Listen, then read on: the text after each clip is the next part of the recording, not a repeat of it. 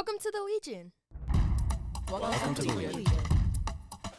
On this episode for February 2023, Tim Perkins and Aliyah Lawson bring us an interview with Maddie and Maddie, two senior magnet students that recently competed at the State Trumbauer Theatre Competition. Reighn Simpson and Alex Beachboard return with part 2 of our interview with Huntsville City School Superintendent Christie Finley. In honor of Black History Month, I hit the halls to ask students about the late, great Black artist Basquiat. And finally, in a special audio and video segment of the podcast, we will talk to Miss Jessica Johnson, the program director of the Visual Arts Magnet.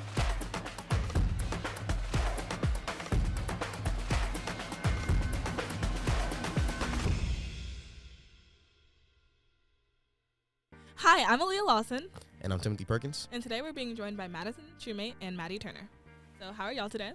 Pretty good. A little tired, but we're good. Pretty good. It's definitely a stressful Friday. week. Oh my God, it's Friday. It's a Friday. Thank God. Hallelujah. Honestly, oh my God. So both of you guys are magnet students. Can you tell me a bit more about your magnets and the audition process? Yeah, so I'm Madison. I'm in the theater magnet.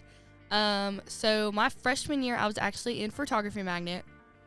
And freshman year is also when COVID hit. So we magnets didn't really get to collab much on things. So photography magnet really wasn't doing stuff in depth, and we weren't taking pictures and stuff because of COVID and everything. So whenever we got quarantined, Miss Carol, the assistant principal, she reached out to my mom and she was like, Madison showed some interest in The Elf, which was the musical that was the Christmas musical my freshman year. And she reached out and she was like, she can apply for magnet. It's okay to switch magnets, whatever. So I applied and I got in, and that was kind of the peak of COVID. So, but I really didn't start until junior year. So Maddie, more about you? Hi there. My name is Maddie Turner, and I am part of the art magnet, the visual arts magnet. So originally I was at New Century for 2 years, but I was in the biomed strand there, and I had an interest in it a little bit, but it just really wasn't my speed. So I decided to change over, did that, and I got in, but I'd also auditioned for the theater magnet, and I didn't get in, unfortunately, but I had put theater as my second choice, so I can understand why that whole thing happened. But I still get to do some theater stuff, I still am part of shows when I can, and I really do like this arrangement much more because I have much more of an active interest in art, I think. So, you guys competed at State Trumbauer, correct? Tell me a bit about that. First place, baby! We won first place with our duet. Yes, we did. So we did a duet. What was it called? White Oleander by Janet Fitch. Yes, Maddie always did the slate because Madison did not memorize the title. But we did this duet scene, and it was basically about this mom. Her mom was in jail. It's about this mom and her daughter. Her mom was in jail because she committed murder, and her mom had also left her when she was at a very young age. She stranded her and she left her, and her mom just really turned away from her. And then her mom tried to, whenever she went to visit her mom in prison, she tried to get all the answers, and because she had killed, the person her mom had killed was people who looked after her daughter. And Ingrid was a little bit of a not very great person. She overall. was a narcissist. Something like that. I could not tell from the description. Oh yeah, no, she was a really great mom. Really manipulated Astrid, and yeah, it was just a whole thing. And it ends with Astrid leaving and saying that she'll testify for Ingrid in court. Yeah, the funny thing is when we were in district, there were girls who we were in the same exact room at the same exact time, and they went right before us with the same exact scene. And we were we got this in the bag. We're good. Sounds like y'all beat them out. No, we were offense good to them at all. No offense to them at all. They were good. They were younger. But they portrayed it different than we did, and we were we got this in the bag. And then we go to state. Yeah. They're in the same room. No. The exact same time at the same with the same scene. Right before us. And it was so awkward. Is that like lower y'all confidence a bit, or y'all still? Or was it like went in, motivation? It was kind of like, I mean, It was kind of motivation in a sense that like we felt our portrayal of the characters was a little bit better than their portrayal of the characters, so it was like the judges had something to compare it against. Yeah, which I and- think made ours stronger in the process because it was like, okay, so here's how somebody else did it, and here's how these people did it. Let's see which one's better. Yeah, and for me, I was just it kind of like it kind of lowered my confidence a little bit because I was like, well, if both of us did it, like they're not just gonna choose one of us to win. And then they said second place, and I was like, oh dang, we didn't win. And then they said first place, Madison, Schumate, Maddie turned out. I said, it was wild. Yes. Yeah, I was absolutely shocked that Yes. I won first place. Well, thank you. It was a pleasure interviewing y'all. It's great having y'all. Thank you so much. You can see and hear Tim, Aleah, Maddie, and Maddie in our production of The Wiz, March 30th to April 1st.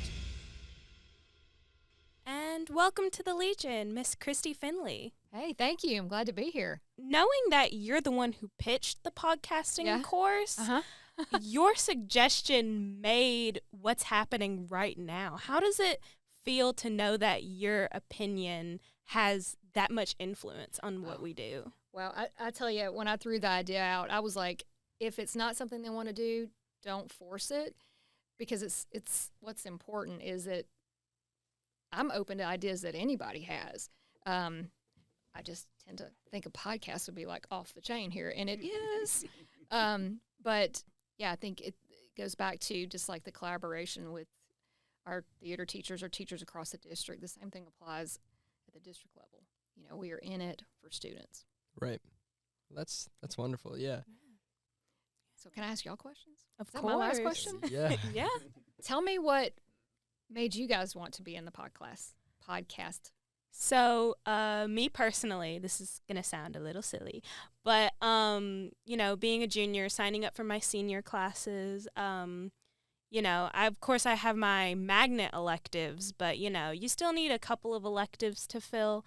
And when Mr. Lee pitched the podcasting course, I was like, oh, that's interesting. I've never done things like this. I've never edited. I've never, you know, recorded. I wrote a script. I mean, of course, being in the visual arts magnet, I have those creative outlets, but I always strive to try new things for my art. So I figured this would be a great opportunity to try and learn those skills. Wow.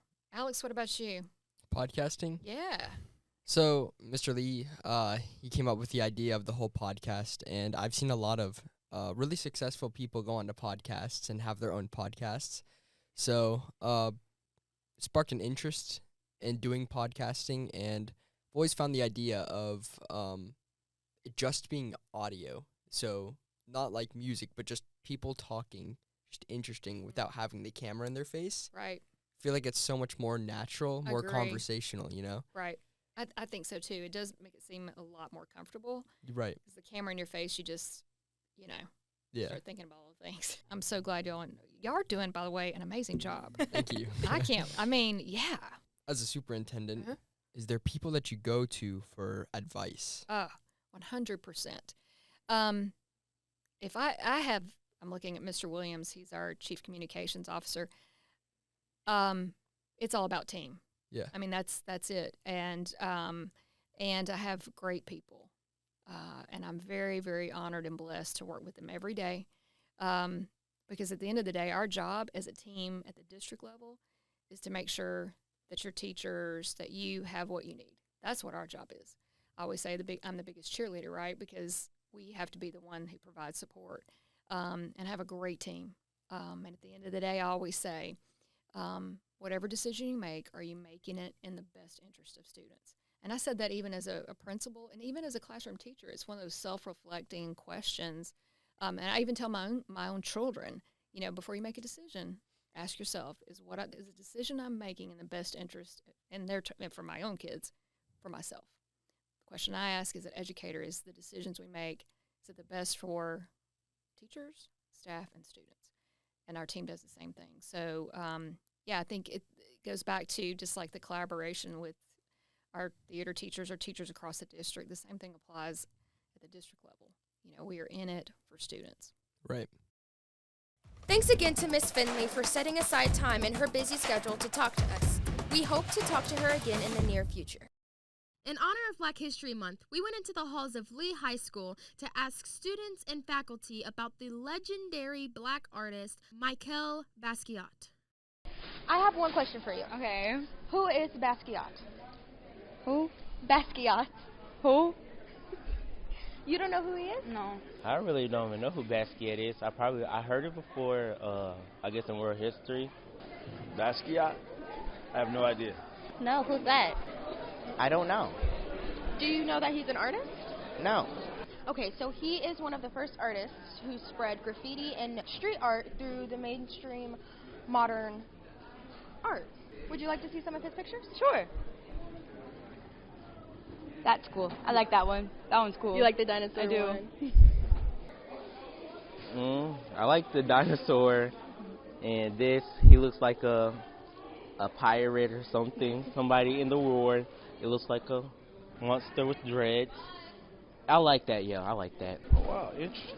And I've learned to appreciate that kind of art.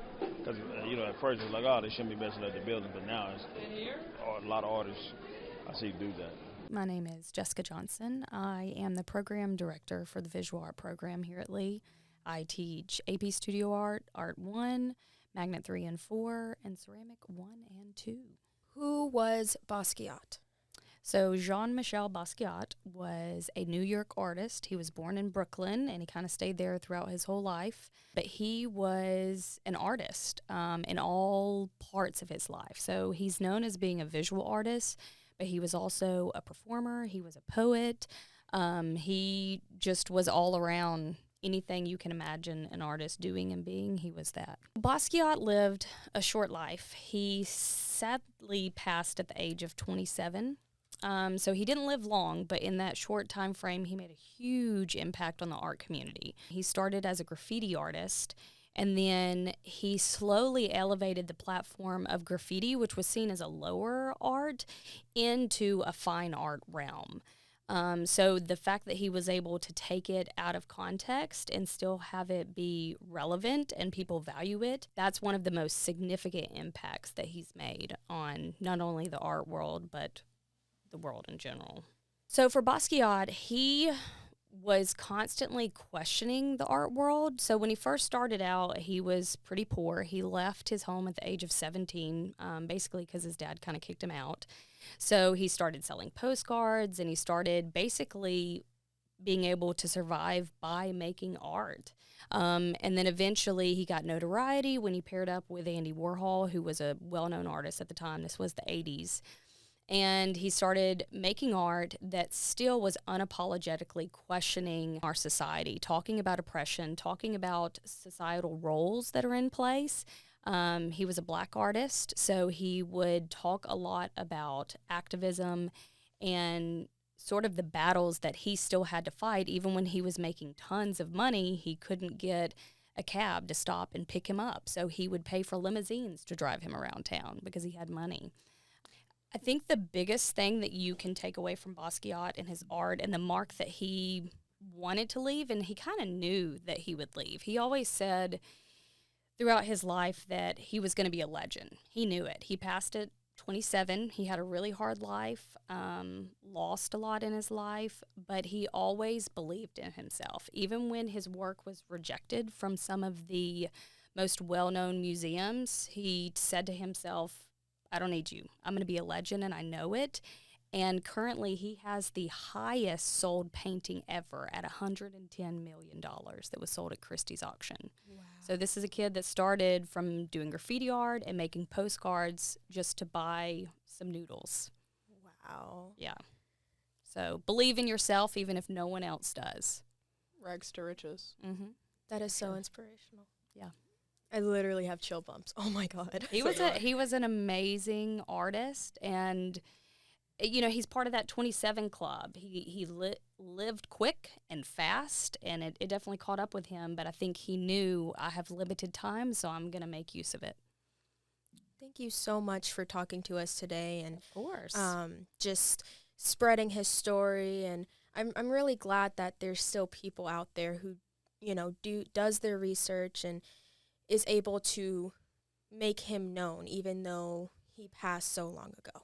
Yeah. And I mean, the fact that he passed from something that's kind of frowned upon, he had a drug overdose at 27, but it also highlights where he was in history, what was going on around him. He was part of the heroin epidemic where drugs were being pushed on people. And unfortunately, he had money and he was in a vulnerable place. But his contribution on society and the art world will never go unnoticed. And that's a great thing about his legacy, is he's forever going to make an impact. Thank you.